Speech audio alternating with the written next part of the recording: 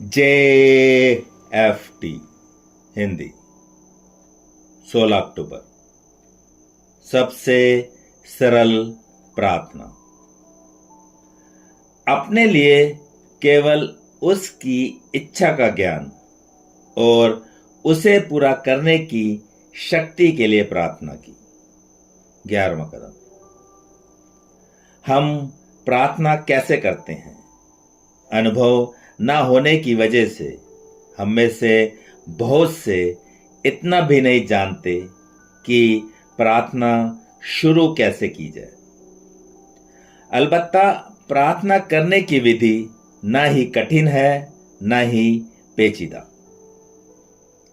हम नशे के एडिक्शन के कारण ही नारकोटिक्स एनोनिमस में आए थे, लेकिन उसे रेखांकित करते हुए हम में से बहुत से अपने जीवन में बुरी तरह गहरी घबराहट महसूस करते थे। लगता था कि हम कहीं भटक गए हैं, एक पथ विहीन वीराने में जहां कोई हमारा पथ प्रदर्शक नहीं है। प्रार्थना एक ऐसा मार्ग है जिस पर जीवन को दिशा भी मिलती है और उस दिशा पर चलने की शक्ति भी।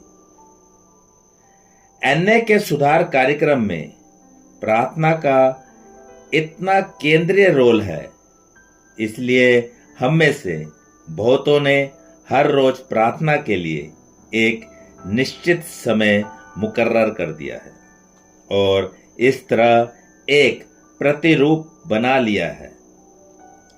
इन खामोश लम्हों में हम अपनी उच्च शक्ति से मौन अथवा मुखर होकर बात करते हैं। हम अपनी उस शक्ति के साथ अपने चिंतन, अपनी अनुभूतियों और अपने दिन भर की घटनाओं को शेयर करते हैं। हम पूछते हैं, तुम अब मुझे क्या करने के लिए कहते हो? उसी समय हम यह दुआ भी मांगते हैं, हे ईश्वर, मुझे शक्ति दे जिससे मैं तेरी इच्छा पूरी कर सकूं। प्रार्थना करना सीखना सरल है। हम अपनी उच्चतर शक्ति से हमारे लिए उसकी इच्छा का ज्ञान और उसे पूरा करने की शक्ति मांगते हैं।